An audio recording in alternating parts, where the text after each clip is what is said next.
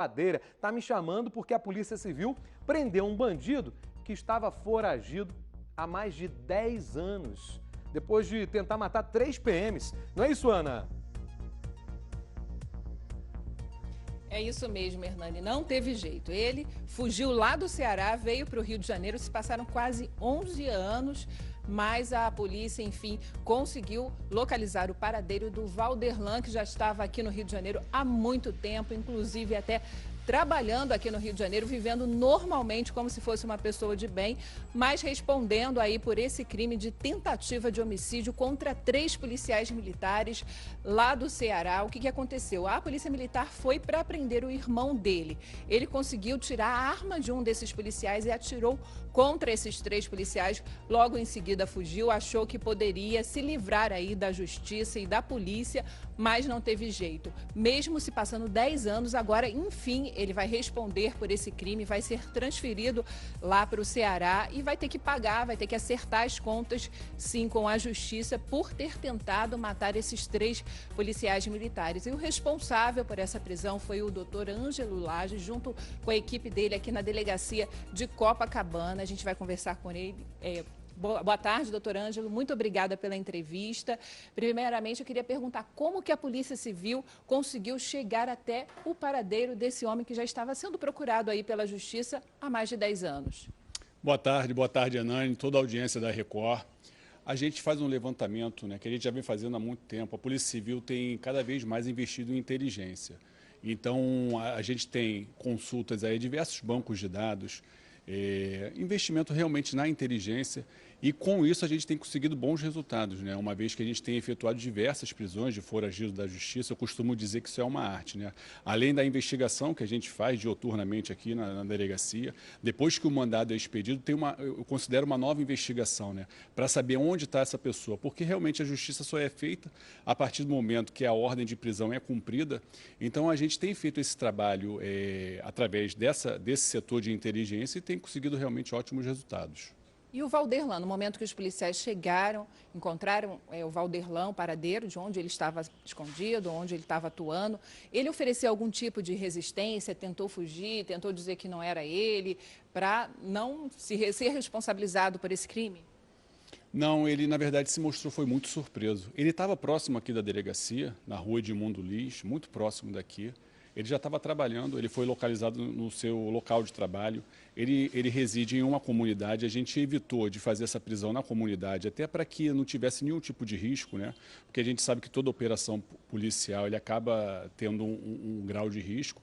Então a gente optou por essa opção de ir até o trabalho dele. A gente já tinha ido lá outras vezes, só que a gente até então não tinha encontrado ele, só que o trabalho foi de forma reservada. Então, toda vez que a gente foi até lá, ninguém percebeu a ação dos policiais. E ontem, quando a gente voltou ao local, ele estava lá e ele foi preso. Aí, depois de 10 anos, ele já estava 10 anos foragido, como você disse.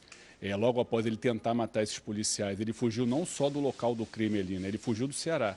Ele veio direto aqui para o Rio de Janeiro, segundo ele tinha amigos aqui, veio para cá e estava todo esse período aqui no Rio de Janeiro, por isso que ele ficou surpreso, porque na cabeça dele, depois de tantos anos, ele jamais seria encontrado. Achou que a justiça fosse esquecer desse crime, mas agora vai ter que pagar, E antes dele cometer esse crime de tentar matar esses policiais, ele já era considerado um criminoso lá, já é um sujeito de alta periculosidade? Sim, a gente, analisando o histórico criminal dele, ele já tinha passagens por 2 crimes de roubo, porte ilegal de arma, tráfico de drogas. Apesar de todos esses crimes que ele já estava respondendo lá no Ceará, que ele cometeu ali na região metropolitana de Fortaleza, ele estava solto. E a partir do momento que ele atentou contra a vida dos policiais, essa tentativa de homicídio, que é um crime hediondo, um crime muito grave, foi quando ele resolveu fugir de lá.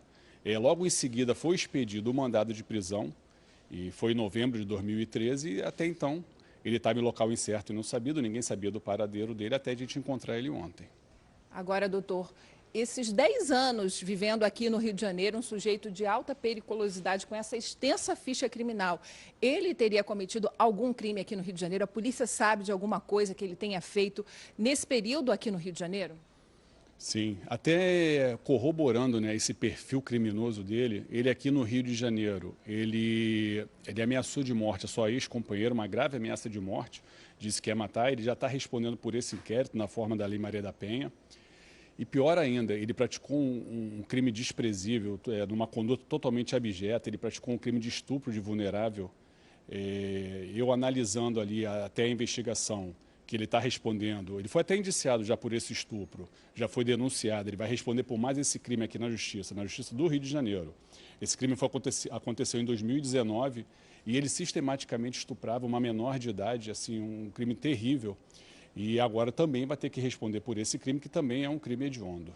Tentou fugir da lei, mas não teve jeito, né? A lei chegou até ele. É verdade, apesar de todos esses anos, né, que se passaram, a gente já conseguiu prender foragidos até de mais tempo. Ele já estava há bastante tempo, 10 anos, a gente já prendeu foragido com 15 anos, 18 anos de foragido. Mas é importante que se saiba que a gente está atento a isso aí.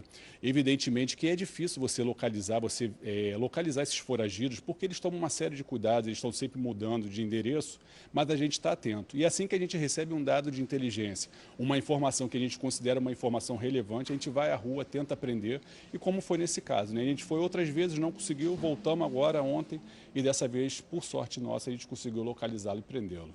Muito obrigada, doutor, pela entrevista. Hernani, a equipe aqui da Delegacia de Copacabana está de parabéns por esse caso, por ter conseguido prender esse criminoso que tinha cometido vários crimes lá no Ceará e continuava cometendo crimes aqui no Rio de Janeiro e agora já está atrás das grades e vai ter que se acertar aí com a justiça e responder por todos esses crimes que ele vem cometendo aí ao longo dos anos. Hernani, voltamos com você no estúdio. 1h45, me dá imagens ao vivo do centro. Bombeiros em ação na Rua Mexe.